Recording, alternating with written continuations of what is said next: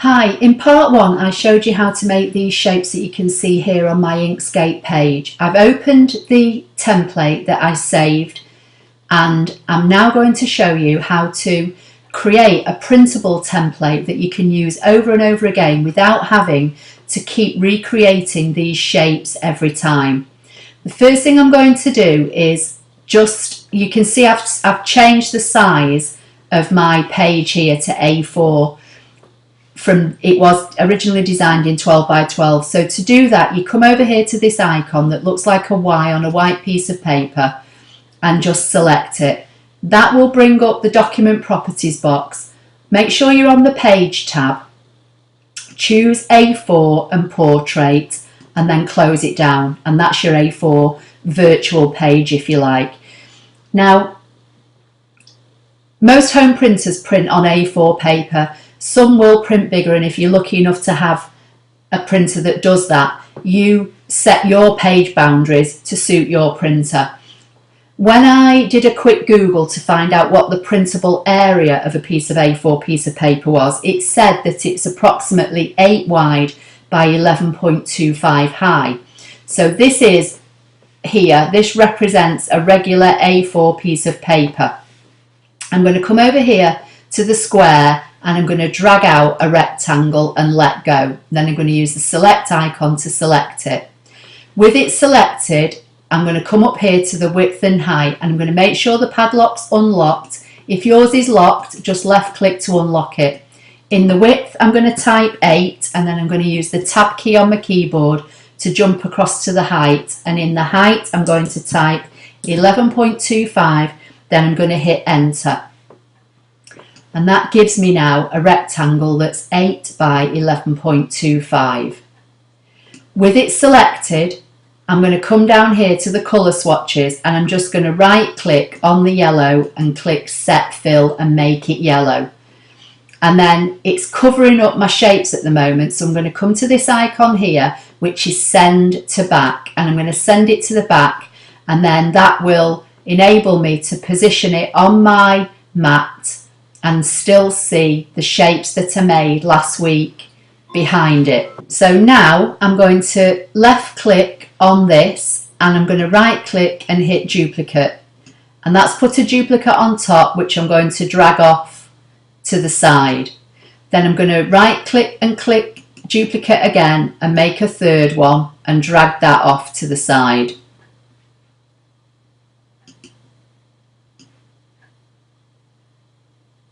I'm just going to select this heart one and move it out. Now I'm going to start on the outside here and left click and drag an imaginary box just around these 3 rectangles. Then I'm going to come to the align box and open the align and distribute, and with selection area selected I'm going to center them horizontally so they just fit together. And then I'm going to make them a group. So while they're all selected, I'm going to go to Object and Group, and they just become one group and they're just a little bit easier for me to move around in a few minutes.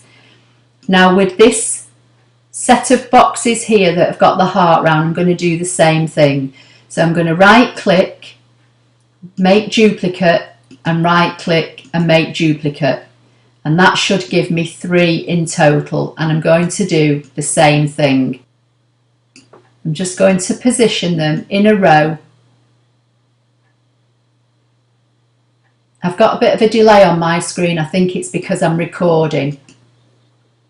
Yours should work better when you're designing your shapes. So now I'm going to choose these 3. Again, I'm going to drag an imaginary box just around the 3. I'm going to come to align along the top edge, which is here, and then I'm going to distribute them horizontally, and again I'm going to make them a group. So I can right click and choose make group or go to object and make group, and then I'm just going to choose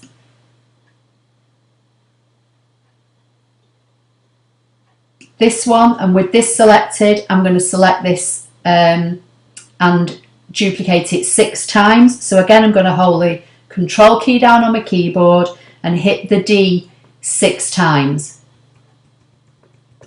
And that will give me 7 in total because I already had 1. So I'm going to drag these down, and then I'm going to select these, and I'm going to come to align vertically, and that puts them all together. And then I'm going to align them all up on the left edge so I know that they're all lined up here. And then again, I'm going to make them a group. And then I'm going to do the same with this one. I'm going to bring this one down here. And I want 5 of these. So while it's selected, hold the control key down and hit the D button 4 times. Then I'm going to do the same thing, drag one down, drag an imaginary box just around these. Oh, I've moved them, just undo that. So I'm going to left click somewhere off the page and drag an imaginary box just around these items here. Then I'm going to align them all up on the left edge, and I'm going to space them all vertically. And again, while they're selected, I'm going to make them a group.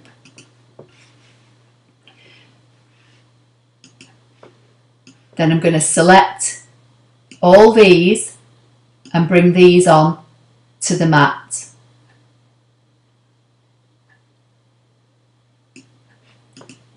Now I'm going to left click on this group, hold the shift key down and left click on this group, or you can drag a box around both, whichever.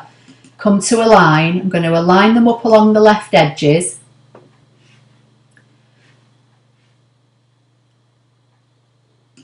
And then left click anywhere to deselect. Then I'm just going to select this group, hold the shift key down and select this group and align these up on the top edges so they sit nice together. And then I've got my shapes here, and then I could add some more on if I want to, but for now I'm going to leave it at that. This yellow rectangle represents the printable area of my printer, but I want to center it to the actual A4 area, if that makes sense. Okay, so what I'm going to do now, I'm going to select the yellow rectangle. I'm going to come back to the align icons. This time I'm going to change the selection area to page, and I'm going to center this rectangle to the page on the horizontal and vertical axis, and then close that box down and left click to deselect. And all these other things need to be within this yellow area. So this yellow area is the actual printable area of your A4 piece of white paper, if you like. That's what's represented by this white box here. So I know now that that is centered to the actual paper, and these are all within this yellow area. So now you could add more shapes on and fill this up to get the most from your printing, but just for the exercise of this video, I just wanted to show you how to duplicate and how to fit them on the printable area. But in the next video, I'm going to show you how you can use colour themed templates and make all these so they look a lot more appealing. What you can do, if you want to just change some of these colours, this is all a group, so you'd have to select it and click Object and Ungroup, which then makes these all individual. Then you select this. This is a group in its own right, all the 5 boxes and the stars. So again, you'd have to Object and Ungroup. You can now see that these are all individual items. Now, if I wanted to change this section here to a different shade of blue, the first thing I have to do is left click on the page to deselect. Remember, these are all ungrouped now. You've got to choose the biggest rectangle. So you've got to come right near the top and choose just the first big rectangle we made, not the smaller ones. And if you've got the main rectangle, you should just have the bounding boxes all around the outside. I'm going to open up the colour palette, and I'm going to change it to a paler blue. And because I chose the background box, it's changed all the colours. If I didn't, it would make it one flat colour. So they've got to be ungrouped. I'll just do it again. So I'll left click on this. This is all a group because you can see it's only got one bounding box around it. Come to Object, Ungroup. You can see it's ungrouped because all the stars have got boxes and all these individual layers have got boxes. Left click somewhere on the page to deselect. Just select your biggish rectangle. Come to your colour wheel and then choose a different colour. I'll make this one green. Might need to be a slightly darker green. Sometimes you need it to be darker to get the ombre effect. And then click away. So you can see I've changed the colours without having to recreate all the boxes and size it and position all the stars or hearts. So now I'm going to left click on this yellow rectangle, which just is a visual aid of our printable area, and all these designs are sat within it, so I know it's going to be okay when it prints. And I'm going to delete the yellow box. And then I'm not going to move anything at all, but what I am going to do, I'm just going to drag an imaginary box around this one and go to Object, Group, and then left click and drag an imaginary box around this one because obviously they're still ungrouped, Object and Group. And I'm going to leave them all like that for now. But as I say, in the next video, I'm going to show you how you can bring an actual colour theme palette in and again duplicate these and change them all to be different colours to make yourself what will look more like a proper cohesive planner sheet, all colour matching. So for this video now, I'm going to come up to File, I'm going to go to Save As. Part 1 is selected because that was the one that I opened. I'm going to go on to this now. I'm just going to left click, remove the 1 and make it a 2. Save it on my desktop and hit save. So I've now got part 1 and part 2 as SVG files, and we're just going to work our way through. So at the end of it all, you're going to have some amazing planner stickers. So I hope you found that helpful. Please give the video a thumbs up if you did. Don't forget to subscribe. If you've not watched part 1, go to the Inkscape playlist and look for part 1. And I'll see you in the next video. Thank you.